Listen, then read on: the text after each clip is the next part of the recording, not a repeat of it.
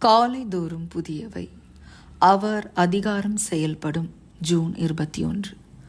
அப்பொழுது இயேசு சமீபத்தில் வந்து அவர்களை நோக்கி, வானத்திலும் பூமியிலும் சகல அதிகாரமும் எனக்கு கொடுக்கப்பட்டிருக்கிறது. மத்தேயு 28:18. ஒரு ஏழை விதவை பெண் தனக்கிருந்த சிறு நிலப்பகுதியில் விவசாயம் செய்து வந்தாள்.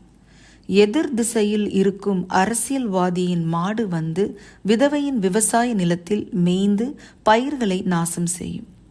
விதவை அரசியல்வாதியிடம் போய் மாட்டை தன் வயலில் விடாதபடி பார்த்து கொள்ளும்படி சொன்னாள். அரசியல்வாதியோ அலட்சியமாக பதில் சொன்னதுமன்றி அடுத்த நாள் வேண்டுமென்றே அவள் வயலில் மாட்டை கட்டவிழ்த்து விட்டான்.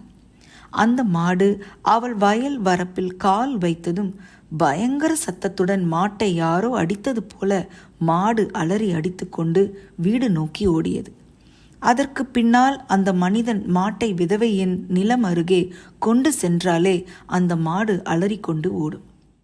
உங்களது பேச்சை யாரும் சட்டை செய்வதில்லை, எந்த மரியாதையும் உங்களுக்கு இல்லை என்று எண்ணுகிறீர்களா? உங்களுக்காக தலைமை இடத்தில் பேச யாரும் இல்லை என்கிறீர்களா? தேவனை அண்டிக் கொள்ளுங்கள். தேவன் தாமே தமது வல்லமையுள்ள அதிகாரத்தினால் நீங்கள் தலையிட முடியாத விஷயங்களில் உங்களுக்காக பேசுவார். 38 வருடங்கள் வியாதியாய் படுத்திருந்தவன் சுகமாவான் என்று யாரும் எதிர்பார்க்கவில்லை. அவனை இயேசு குணப்படுத்தினதை குறை கூறினார்கள். அவர்களால் அதை ஏற்றுக்கொள்ள முடியவில்லை. ஆனால் இயேசு தமது அதிகாரத்தை இங்கு காட்டினார். இவர்களுக்கு இதெல்லாம் நடக்காது என்று பிறர் சொல்லலாம். இவர்கள் உயிரடைய முடியாது என்று கூறலாம். நான் பார்த்து கொண்டிருக்கையில் இதோ அவைகள் மேல் நரம்புகளும் மாம்சமும் உண்டாயிற்று.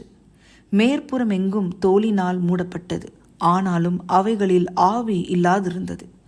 அப்பொழுது அவர் என்னை பார்த்து, நீ ஆவியை நோக்கி தீர்க்க தரிசனம் உரை. மனுபுத்திரனே, நீ தீர்க்க தரிசனம் உரைத்து ஆவியை நோக்கி, கர்த்தராகிய ஆண்டவர் உரைக்கிறது என்னவென்றால், ஆவியே, நீ காற்று திசை 4 இருந்து வந்து கொலையுண்ட இவர்கள் உயிரடையும்படிக்கு இவர்கள் மேல் ஊது என்கிறார் என்று சொல் என்றார்.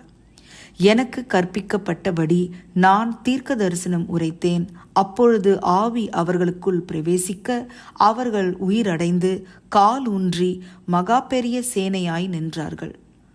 உங்கள் எலும்புகள் நரம்புகள் செயலிழந்து உங்கள் எண்ணங்கள் நிறைவேறாமல் தவித்து நிற்கிறீர்களா? தேவன் அவைகளை உயிரடையச் செய்ய முழுமையாய் ஒப்புக்கொடுங்கள். ஆவியானவர் உயிரடைய செய்வார். ஜெபம். எங்களால் சொல்ல முடியாத, செல்ல முடியாத இடங்களில் தேவ அதிகாரம் செயல்படட்டும். ஆமேன்.